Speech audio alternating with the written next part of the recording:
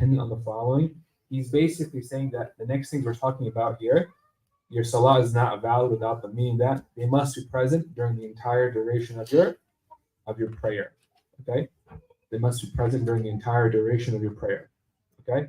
If they just magically disappear while you're praying, then your salah is no longer valid. All right? It's no longer valid. Okay? So the first one he says is what?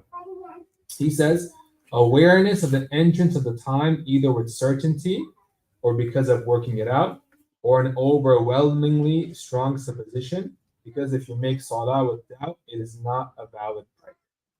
Okay, the first thing he talks about is time. All right, time is really important when it comes to prayer. But we all know every prayer time has a beginning time and an end time.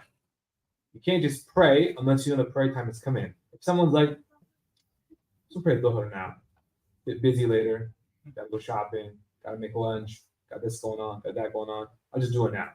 All right, and they don't even know is dhuhr in or not. Okay, they can't pray. All right, they can't pray. All right, someone says, all right, well, it's Isha time, or like they pray Maghrib, for example. It's one of those long days of the year. Ishas are really late. Okay, and they're just like, I'm tired. I'm just gonna pray and go to bed. Okay, can't do that. All right, you have to pray in the prayer time. You have to pray in the prayer time. It means that you can't pray until you're pretty sure the prayer time has come in. How do you know the prayer time's come in? That's what he's talking about today. So he says, awareness of the entrance of the time, either with certainty or because of working it out, or an overwhelmingly strong supposition. Because if you make salah with doubt, it is not a valid prayer. So he says you have to be aware the prayer time has come in, either with certainty. The first thing he says is you can be 100% sure the prayer time has come in. How could you be 100% sure? Example, you are on Lake Michigan, all right? The boat in Lake Michigan, or you're on the coast of Lake Michigan, all right? And you're waiting for Maghrib, and you can literally see the sun setting. This is 100% sure, all right? You can observe with your own eyes, the sun has set, the sun has risen. You've seen with your own eyes the prayer time's entered based on the motions of the sun, okay? This is 100% certainty. And most of us can't do that. We live in Detroit, we live here. I mean, you can't even see the sun some days, So you gotta find another way to know if the prayer time has come in. Okay, so he says now, that's the first one. To be 100% sure the prayer time has come in, you can literally observe, okay, the sun's motions, and you can tell when the prayer time has come in. Okay, we can't do that because of where we live. He says, or because of working it out. The second way to know if a prayer time has come in is by working it out. What does it mean to work it out? Example, all right? Example. I know, for example, I know that in Detroit, for example, this is an example. Okay? Dhuhr comes in Detroit at noon, at 12 o'clock, all right? And it leaves, and the Dhuhr leaves in Detroit at 3, for example, okay? So Dhuhr comes in at 12 and it ends at 3, for example, okay? And I live in Detroit. Okay, I go on a road trip. Where am I going? I'm going north. I'm going to the UP. All right. I'm going north. All right. So I'm going. All right. Let's say I left at 11. Driven for 2 hours. Okay. It's 1 o'clock now. Now I'm like, I got to pray Dhuhr, but no idea where I am. Phone's not working. There's no signal. There's no battery. Who knows where you are? You're in the UP. You just moose everywhere. All right. Okay. What are you going to do? How are you going to know the prayer time has come in? All right. You estimate. Okay. Detroit, prayer time comes in at 12. I left at 11. It's 1 o'clock right now. It's probably in. I'll give you an extra half hour just to be safe. All right. And I'll pray. So you just use your judgment and you estimate the entrance of the prayer time. Okay. That happens. You got to do that sometimes. You're on a road trip or somewhere where you have no tools around you, there's no prayer tables, like timetables, maybe there's no clock even. You just estimate and use your judgment, okay? Or, and this is now the third scenario that most of us face every day, or you have an overwhelmingly strong supposition. You are pretty sure, like, I didn't see the sun with my own eyes, I didn't estimate, but I'm almost 100% sure prayer time is coming. And what's that like? That's like the timetable. That's like your app. That's like hearing the mu'adhin the person gave adhan in the masjid. Okay, yeah, you didn't see the sun with your own eyes, right? But you trust this timetable or this app, this person giving the adhan, you trust them, and you can say you're 99.99999% sure that the prayer time has come in. That's us day to day, right? That's our case day to day. So the three ways you know the prayer time has come in is either with seeing with your own eyes, so you actually see the sunset or the sunrise, okay, and that means you are 100% sure the prayer time has come in. But that's unrealistic or not possible for most of us living here in Detroit. So we move on to number two and number three. Number two is you work out, prayer time has entered. Like the example of the guy going to the UP, all right? You know when the prayer time comes in, you know how long you've been driving, all right? And you can estimate it's time to pray now, all right? You can pray, it's okay, all right? And then you have the third case, which is what most of us experience day to day, which is you're relying on something else to tell you the prayer time has come in, okay? And you are almost 100% sure it's right. You're pretty sure. You have a timetable that masjid gave you. You have an app on your phone, okay? You hear the adhan, okay? All these things are signs. You're relying on the sign to tell you the prayer time has entered. And you can rest assured that it's 95, 99% true, like 99% right. It's very unlikely that they're completely wrong, okay? So you cannot pray without knowing the prayer time has come in. He said, awareness of the entrance of the time, either with certainty or because of working it out, or an overwhelmingly strong supposition, because if you make salah with doubt, it is not a valid prayer. Okay? If you make salah with doubt, it is not a valid prayer. How can you have doubt? Right? You just pray. Right? Someone's going to the UP and they're just like, I have no idea whether the dhuhr is in yet. I'm just gonna pray. And they just pray. Okay? They don't sit there, they don't try to do the math, they don't try to use, they don't use any of their energy or resources to figure out whether the dhuhr has actually come in. They just pray. All right? That's not allowed. All right? Or for example, like they just pray without any knowledge at all or having doubts. Okay? Cloudy day, they're looking at the sky and they're like, I don't know whether the sun's out or not yet. We're just gonna pray.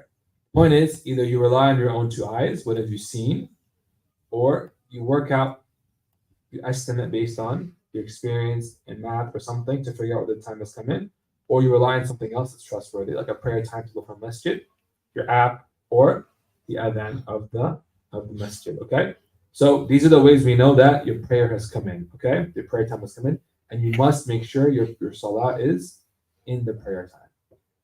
Okay, you must make sure your salah is in the prayer time.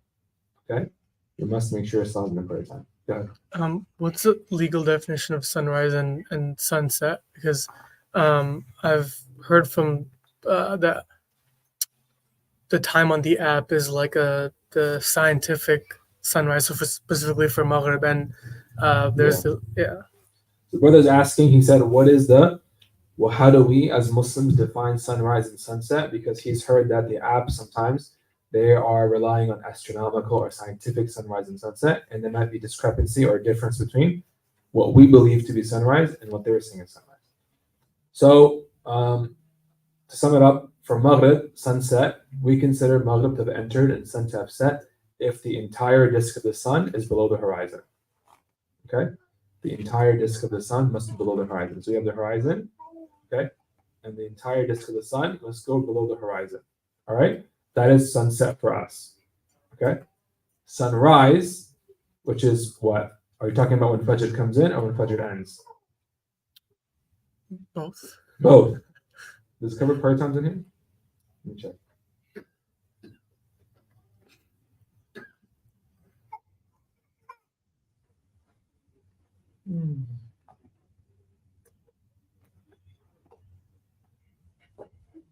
He doesn't cover it. Okay, we'll just cover it real quick. So sunrise for us, Fajr comes in when the light of the sun appears on the horizon and it starts to spread horizontally. Okay? So the difference between the light of the sun and the disk itself. Okay? In Maghrib, if you ever watch the sunset on a beach, for example, okay, or somewhere just a flat land, you'll notice the disk will set completely below the horizon, but the light of the sun will still remain. Okay? And Fajr is the opposite. The light will appear first, and then the disk will appear.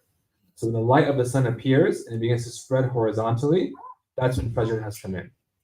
Okay?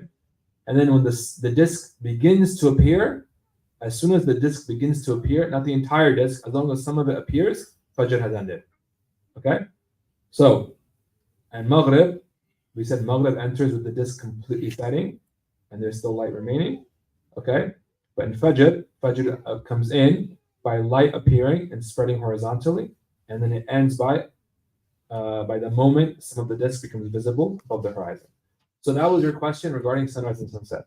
In regards to the discrepancy between the apps and what we consider to be prayer times, one thing to remember is that these are all calculations. Okay, so things like rounding numbers, potential differences in understanding of what sunrise and sunset is, it can cause some discrepancy or some difference between what we consider to be the real prayer time and what actually occurs in the app, what the app tells you it is.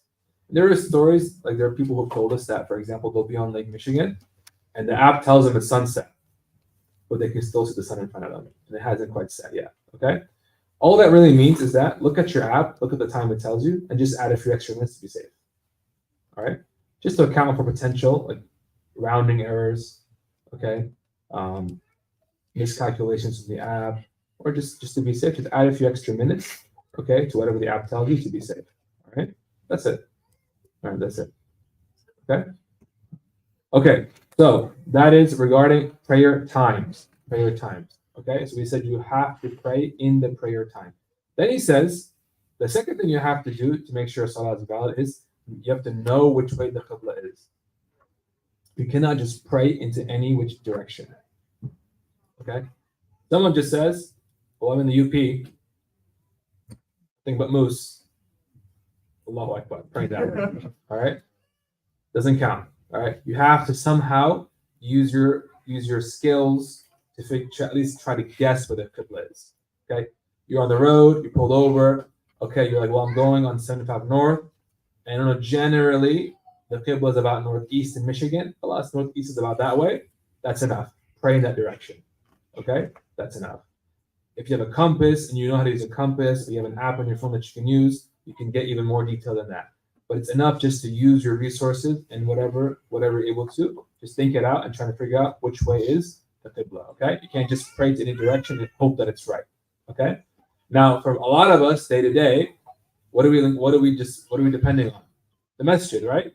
You come to a masjid, that's the qibla. Plus, you don't got to try to work it out yourself. This is a place where imams have been praying for a long time. They've worked it out. You can just walk into a masjid and assume that their qibla is correct. Okay, their qibla is correct. Okay, so you just have to know where the qibla is. If you're in a masjid, it's easy. Where's the qibla? Look at the mihrab. Look at where the imam is praying. If you move somewhere, you can just ask someone, where's the qibla in this neighborhood? You ask a Muslim there, they'll tell you it's that way. It's this way. Take their word for it. It's okay. All right. You're somewhere where you have nothing. All right. You got to work it out. Okay. Well, which way is northeast? It's about that way, I think. Go pray. All right. Or you have to pull your compass out, pull your app out. All valid ways to determine which way the qibla is. Okay.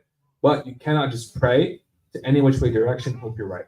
You have to just try even a little bit to just work it out a little bit. Okay. Just work it out a little bit in your mind. Okay.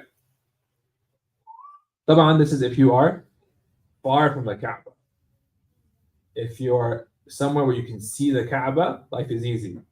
Just look at it and pray, right? Just face it and pray. Just face it and pray. Right. So what does it mean? So we know what the Qibla is, right? We're talking about facing the Kaaba, the direction of the Kaaba. What does it mean to face the Kaaba? It means to have your chest facing it. Okay? So your chest must be facing the direction of the Qibla for the entire duration of your prayer. Okay? So if you move your face from side to side, it's okay.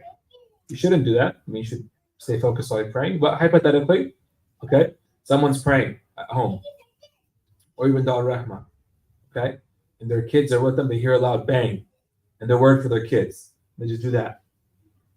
The prayer is still valid. It's okay. As long as their chest is still facing the Qibla, they just do that to look, make sure their kids are okay. They're fine. Okay, your prayer is still valid. It's only when your entire chest moves away from the Qibla that you suddenly are no longer considered to be facing the Qibla, and your prayer must be restart it. Okay, someone is praying, all right, and they hear something and they just do that. Class, like you've lost your prayer now, you've invalidated it, you should restart. Okay, but if you just turn your face, just check out what's happening, make sure your kids are all right, make sure nothing dangerous is happening. That's fine. Okay, that's fine. But then he says, number 3, covering the aura with a permitted clean cloth. Covering the aura with a permitted clean cloth.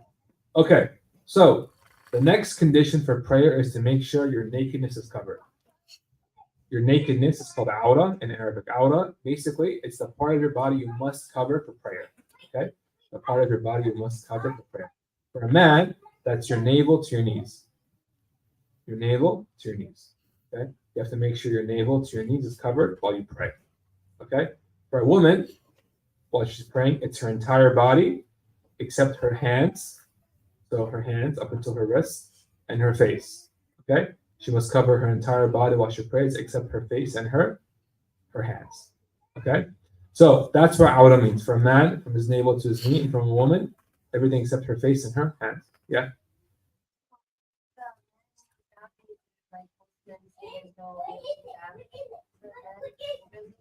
So they say like you don't need to wear like tight pants, for example, and wear a short shirt with it. And is that permissible or does that count? Like if their pants are so tight that everything is exposed, so doesn't that count as showing your aura or no? Or is it acceptable if they're wearing like a short shirt and tight pants? When you say short shirt, does that mean that part of their lower back is showing? No, it just means like the pants are completely showing and they're tight. They're exposing the private area in terms of tightness. In terms of tightness. Okay, we'll get to that inshallah. Okay? We'll get to that inshallah. Okay, so so you have to cover your aura or your nakedness, okay? And for a man, it's from your navel to your knees. You have to make sure as a man, part of your navel is covered as well, and part of your knees are covered as well, okay? Because you can't be sure you've covered everything between your navel and knee unless you've covered a bit of your navel and a bit of your knees as well, okay? A bit of your navel and a bit of your knees as well. For a woman, her entire body except her hands, up to her wrists, and her face. Go ahead. Does it invalidate your prayer if you go down to sajda? And part for the men, if their aura is exposed?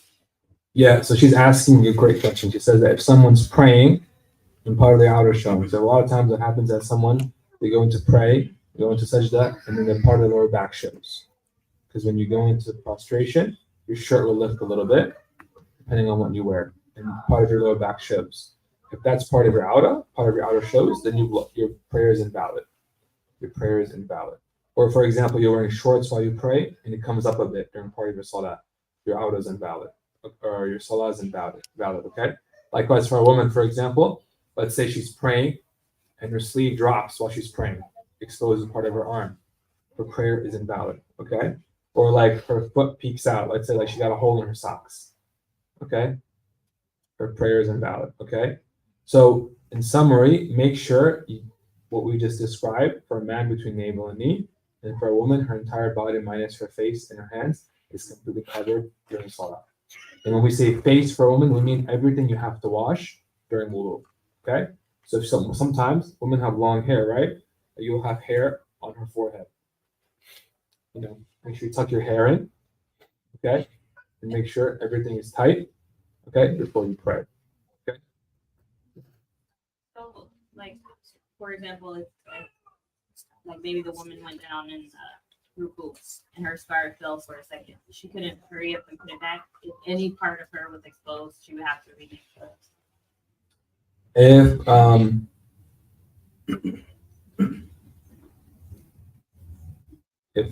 second.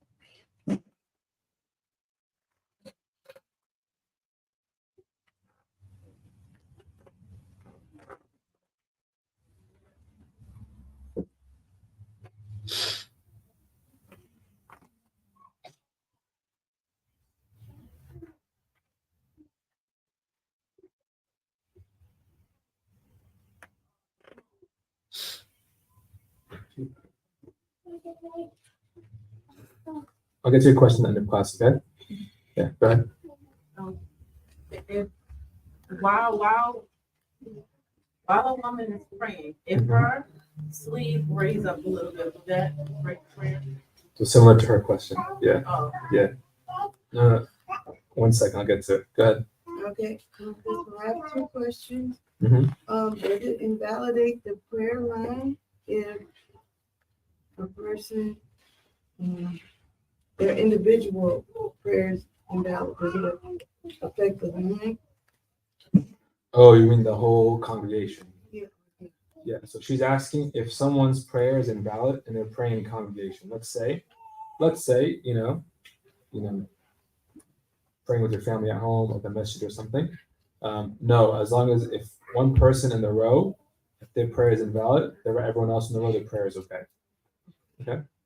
Their prayer is okay. Yeah. And does the person praying have to be aware that their artwork wasn't covered for it to be invalid? Like, do you know that something is being exposed or not?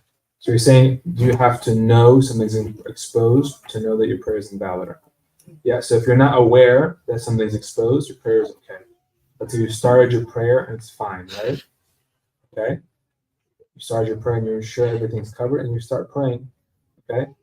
And then, maybe there's a hole in one of your clothes you just didn't catch. You didn't know about it. It's okay. Your prayer is fine. Okay. If the person leading the prayer, their oral shows, does that invalidate everyone's prayer? Yeah. So if the person, he's asking if the person who's leading the prayer, their outer shows. So the person who's leading the prayer, their outer showing, and I'm insinuating from your question that people behind him can see. They see his outer showing, right? They know. They have to tell him. And so you can't pray behind someone if you're sure their prayer is invalid. Okay, so you're praying behind a man, for example, and his shirt lifts and you can see his lower back, right? You can't continue praying with them. Tell them, look, your prayer is invalid, and make sure you pray properly. So, added to this question, Yeah. if there's a brother in the background whose arm was showing to the sisters, how does that message get to the brother? So if there's a brother she's asking now, there's a scenario where the brother in the last row had his outer showing, and the sisters can see it.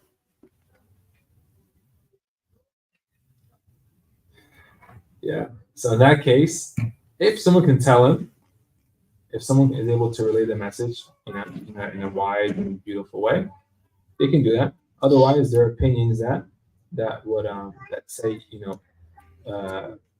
your outer is even less than navel to knees for a man. Okay? Yeah. But this is definitely a lesson for all men to know. Watch for that lower back. Okay. Make sure your lower back is covered while you pray. Make sure what you're wearing is long enough where it covers your lower back when you pray, even in sujood. So I was following behind someone in their aura show, and after we had finished the prayer, I one time, but they told me that doesn't invalidate their prayer according. So he's saying that he told someone their aura was showing while they're praying, their lower back or something, and then they were told him that it didn't invalidate their prayer and their method. Okay, that's their method. So does that invalidate? Was he the imam? So he's saying now that person was the imam. That person was the imam. Okay, so there's a difference of opinion now between the scholars. And for the validity of prayer, is it your belief that counts or the imam's belief? Some scholars say it's the imam's belief that counts. So as long as his prayer is valid according to his madhab, it's okay. But some scholars say no, it comes down to your madhab. If it's your, as long as his prayer must be valid on your madhab as well. Yeah. So there's a difference of opinion. Okay. Do you know the like opinions of Dave? Now, Do I personally know them? like yeah, the opinions on what he just asked about. What he just asked about. Of like they don't have to do. No. Oh, okay. So he's asking now, what are the opinions of the author of the book, Yanin, in this issue? So the relied upon position of the Shafi'i school is that it comes down to the belief of the person praying. So your individual belief. Okay. But again, some cases, if someone relies on the imam's prayer being valid on their madhab, it's okay. But if you want to be extra sure, make sure their prayer is valid according to your madhab too. Okay. Let me just double check this. Any other questions already? So a woman is praying, and then she goes into sujood, and like this part of her wrist Shows. Yeah. Does it invalidate her prayer? You're asking that? Yep.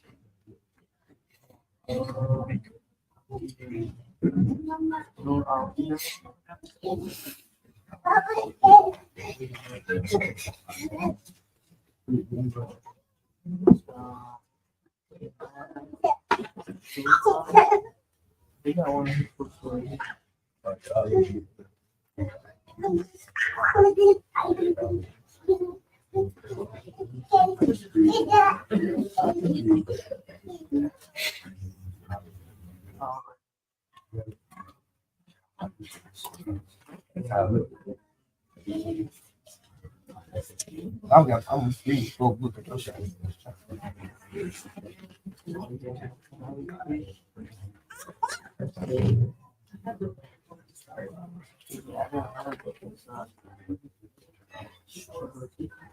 I'm ready about that.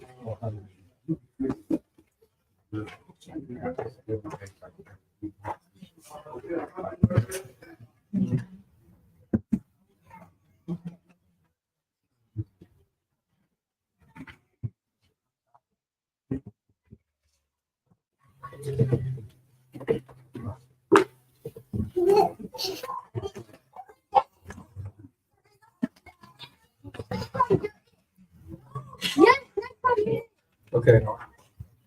Right, let's finish this section. He says covering the awrah with a permitted clean cloth. Okay, so we covered what the awrah is. Okay, we covered that you have to cover it. What does it mean to cover something? In this case, when we say cover it, we mean that you cannot see the color of their skin. So it's not transparent, it's not sheer. So imagine someone takes like plastic tarp, okay, that's clear, or like a dinner table, a tablecloth that's clear, right? And they wrap themselves with that. They're wearing something, but you can see their skin. So it's not considered to be covering themselves sufficiently for salah. Or, for example, what they're wearing is very sheer. Okay. So sometimes, some clothing we find, it's very sheer. It's made of material that's very see-through. You can put it on your palm and you'll see the color of your skin beneath, right? So the what you have to fulfill is to make sure that what you're covering yourself with, you actually can see the color of your skin underneath it at normal conversing distance. Okay. So obviously, a lot of our clothes, if you just get really close, you'll see the color of your skin, right? We're talking about normal conversing distance, Think about, like we're sitting like this, like myself in the front row, just chatting, right? Can I see the color of their skin through their clothes or not? All right. That's the criteria you have to fulfill.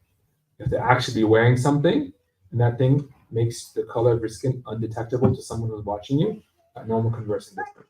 But the question was asked, what about really tight clothing? So you can pray, your prayer is valid in really tight clothing. Someone wears spandex and they pray. Okay? Their prayer is valid. They fulfill the criteria, right? They're wearing something and that thing prevents the onlooker from seeing the color of their skin. Their prayer is valid. It's makruh, it's better to not, but the prayer is valid. Now obviously if you wear that outside, it's a whole different story, right? You're wearing spandex or really tight pants outside as a man, okay? That's a whole different story. You shouldn't be doing that, right? Because it's causing fitna and problems with the community, and it's also resembling people of corruption. Okay? People of corruption. Good? You have a question? No? Okay.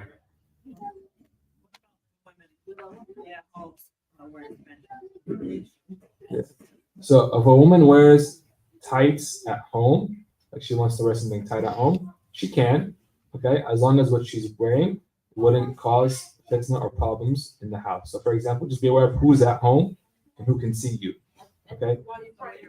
Oh, while you're praying. Oh, I think in general. Okay, if you are wearing it while you're praying, your prayer is valid, but it's makruh, so it's better not to. Okay? Yeah. Times that are clothed, like they're clothed, but it's as if they're naked, as if it was a naked thing. So Yeah. would that technically count as something that's clothed but naked? Like, you know what I mean? You have to have hayat in front of angels. Yeah, that's true. In front of Allah as well. Yeah. So it's not That's about, true. It's not So about if people are watching or not. So the sister mentioned, what about the hadith? Prophet says that at the end of time people will come, they're wearing clothes, but as if they're naked. That's true. You should have haya in front of Allah Ta'ala. For that reason, your prayer is valid, but it's makruh, meaning that it's better to avoid. But in terms of validity, meaning the bare minimum for required prayer, doing so counts. Doing so counts. Okay? But again, it's much better to avoid it, right? If there was someone that we knew watching us while wearing tights, we'd feel shy, right? So what about Allah Ta'ala? He's more deserving of our shyness and our modesty. Yeah. Does makruh mean that the reward is taken out of it, but it's like you follow the standard obligation? Makruh means that you check the box. So if you do something that's makruh in salah, you've checked the box. You don't have to redo the prayer, but the reward, if there is any, is much less. Also, did you get to the wrist with woman's wrist? I'm gonna get to that inshallah by the end of class. Go ahead. It's the translation of the word makruh is hated, right? Translate makruh It's linguistically. like hated. Hated, disliked. You can translate it different ways. In fiqh, makruh means that it's something that you can do, but it's better to avoid. If you avoid it, you get rewarded. If you do it, you don't get sin. Okay. And in worship, if you do something makruh while you're worshiping, you check the box, you perform that act of worship, but your reward is decreased accordingly. Okay. All right. Okay. So he says covering the awrah with a permitted clean cloth. Make sure what you're wearing is also clean. So clean means it's void of anything that is considered impure in our religion. So there's no urine on it, for example. There's no blood on it, for example. There is no like feces on it, for example. Okay. It's clean from religious impurity. If it's just dusty, right? You know, you're wearing your work clothes while you're praying because you're at work, right? It might be a bit dirty. Okay, it might be like grease on it or just dirt on it. That's okay. Your prayer is still valid. Okay. We're talking about things that are considered impure in the religion, like blood. Someone's praying, right? And they have blood all over their clothes. We're not talking about your own blood. Okay. Sometimes you have to pray, you have your own blood on you. Okay. You have a cut and you're wrapping you wrapped your arm with a band-aid and it's gonna bleed, right? The band-aid soaked with blood. That's fine. We're talking about you have blood on you from something else. Okay, someone's wearing bloody outfit, and the blood from they were slaughtering animals or something like that. Okay, that would be considered impure. All right, or urine or feces, things like that. Okay, all right. So make sure you cover your awrah with a permitted clean cloth. Yeah. For women, Mhm. how far up should our scarf cover our neck and chin? So she's asking how far up do you have to cover your neck and chin with your scarf as a woman. So do you guys remember what we called your face in wudu, right? We said that your face is considered from the top of your hairline to your chin and from your ear to your ear, right? So from this little knob to here, that's considered your face width-wise, and that's considered your face length-wise. So this part is technically not part of your face, okay? Which means that for a woman, if she wants to cover her face, she has to cover basically her face. She has to cover her face such that only the part that she has to wash in wudu is left uncovered. Okay, only the part that she washes during wudu is left uncovered. Now in salah, this is really important. In salah, this is really important. So that means that you pull up something to cover that part of your body. So a lot of times, in a lot of cultures, and maybe one day we'll have this in America as well. A lot of cultures will have prayer outfits, right? A lot of cultures where Islam has been for a long time, they'll have prayer outfits, like just outfits they have for women to wear while they pray, for men to wear while they pray, okay? And for women specifically because, to be extra safe, these outfits are usually a lot of material, very baggy, very loose, right? So, like I'm from Afghanistan, there are outfits women wear specifically while they pray. They just keep it at home. You're just doing whatever you're doing around the house, and then when it's time to pray, just throw it on and pray. Specifically, where we're studied as well in the Hadramaut, they have outfits for women to pray in. Okay. Again, for men, it's easier to follow the criteria. Just cover from your navels to your knees, right? For women, to be extra safe, they have specific outfits for them when they pray. Part of these outfits, they have, for example, they have things on the sleeve, extra like a string that hooks around your finger, which means that when she's praying, she never has to worry about her sleeve falling. There's material, it hooks between her finger and it holds your sleeve up. Okay. As well, part of it is that, for example, it have extra material where it'll come up and cinch your chin, and they'll tie back to hold the cloth in place. Okay. I'm pretty sure you can find outfits like this even here, online probably for sure, and even in Michigan you can look around and Dearborn, mashallah, I'm sure you'll find it. I'm sure there may be ladies in the community that have outfits like this that you can look at and use as a model as to what to cover. Okay. Also make sure that your feet are covered as a woman when you pray. So you're wearing socks. Okay. You're wearing socks when you pray as well to make sure your feet are covered. Okay. Or you're wearing something so long so that your feet are covered when you pray, like a really long dress or a really long skirt. Okay, that counts as well. Part of the cloth being permissible, meaning it's like Yeah, so the brother asked, is part of the cloth being permissible? Does it mean it has to be obtained by halal means? So if you pray with cloth that you obtained in a haram way, how in a haram way? Either you stole cloth, Someone goes, breaks into, fabric shop, steals fabric, makes his own clothes. Or they steal clothes from a friend or something like that. We're talking about stealing here, okay? Or they have haram money, okay? They went and they did something that they shouldn't be doing, made some money off of it, okay? And then you bought clothes with that money and they wore those clothes while they prayed. In all these cases, your prayer is valid, but you're sinful. So you've checked the box that you prayed, right? But it's void of any reward because you did something impermissible to fulfill your prayer, which was steal clothes or buy them with unlawful money.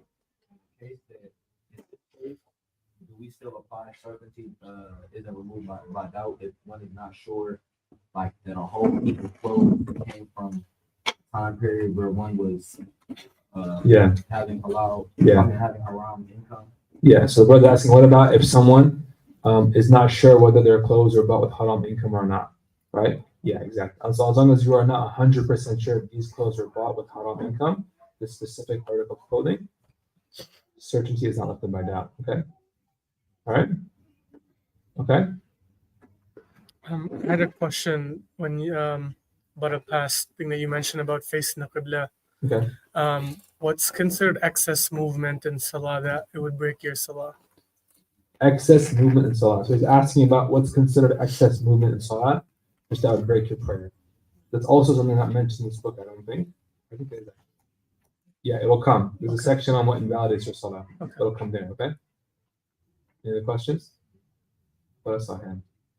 Okay. So he says the covering of the awrah with a permitted clean cloth, the man is a third condition for a valid prayer. Okay, the third condition for a valid prayer. So we covered 3 conditions for a valid prayer. We said that the first one is you have to know the time has come in, right? How do you know the time has come in? One of 3 ways. Either you know 100% because you can actually see the sun setting or rising, for example. Okay, or you worked it out. Okay, you know prayer time comes in at 12 in Detroit. You're on the road. You do some math. I left at this time. It's this time right now. Prayer time is probably definitely come in. Okay, you just pray. So you just worked it out using your resources and some mental math. Or the third way is what? Is where you're relying on someone else or something else to inform you of the prayer time, and you're pretty sure that they're right. Like an app on your phone, the person giving adhan in the masjid. Okay, someone else tells you, hey, I saw the sun. You sat. Okay, I saw the sunset. Prayer time's come in. You can rely on what they said. Okay. The second condition is to be aware of the qibla. We said you cannot just pray into any which way direction you want. You have to actually put some effort into determining which way the qibla is. Whether that means that you know for sure which way the qibla is because you can actually see the Kaaba in front of you, or that means that you're relying on something else like a compass or the mihrab of the masjid or someone you've asked. Okay. Or that means that you don't have anyone to ask, but you put your mind to it and trying to estimate where the qibla is. You're traveling somewhere, no compass, no apps, no one to ask. You kind of just figure it out based on the road and the directions. You think this way is the qibla, you just pray. Okay? The point is, you have to just, in some way, shape, or form, put some work into it to figure out which way the qibla is. Okay? For us, day to day, it's quite straightforward. We have apps now, right?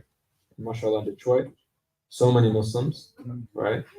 So you can ask almost anyone on the street around here, and they'll tell you which way is the qibla. Right. The third one is, and we said that facing the qibla means you're facing with what? Your chest. Okay. Covering the awrah with a permitted clean cloth. So when you cover the awrah, covering the awrah, we talked about what awrah is. So for a man, it's navel to knee, and for a woman, it's everything except her face and her hands. And we said her face is what she has to wash in wudu, and her hands are up to her wrist. Okay, so just remember, for men, the lower back might show based on what you're wearing when you're praying. If your shorts are high or your pants are short, they might ride up, and some of you might get exposed while you're praying. Okay, for a woman, be careful hair creeping up on your forehead, for example, coming here. Make sure everything's tucked away. All right, make sure sleeves don't fall while you're praying. Make sure your feet are covered, wearing socks or something long while you're praying, and you should be okay. All right. And we said that covering means you cannot see the color of the skin underneath, right? At normal conversing distance. You can't just wear transparent material or very sheer material. Okay, very sheer material. All right. And we lastly said that the cloth has to be clean, so free of urine, feces, blood, things like this that are considered ritually impure. You cannot be wearing things that have these substances on them. Okay. With regards to the question of something being exposed while you're praying, they commonly talk about in the books things like a breeze of wind comes and it lifts your clothes while you're praying. If you cover it immediately after that happens, it's fine. Okay, it's fine. So let's say there's like a gust of wind and it blows your clothes a little bit and something gets exposed. If you cover it back up immediately, you're okay. But if it's from the action of an individual, let's say your child comes and yanks on your clothes, okay, while you're praying, that would constitute exposing yourself. So you have to restart your prayer. Okay. Now the question of, let's say she does this while she's praying and her sleeve drops, for example. Is that like the breeze coming and uncovering her? Or is it like an action as a result of an action? She did this, it's her action, and it fell. I will have an answer for you guys next week, inshallah. Okay? Next week, inshallah. Okay? Any last questions? No? So we'll stop here. We have 10 minutes to get ready to pray. So if you guys want to make wudu, you can make wudu. Someone can please call the adhan, and then we have time to pray.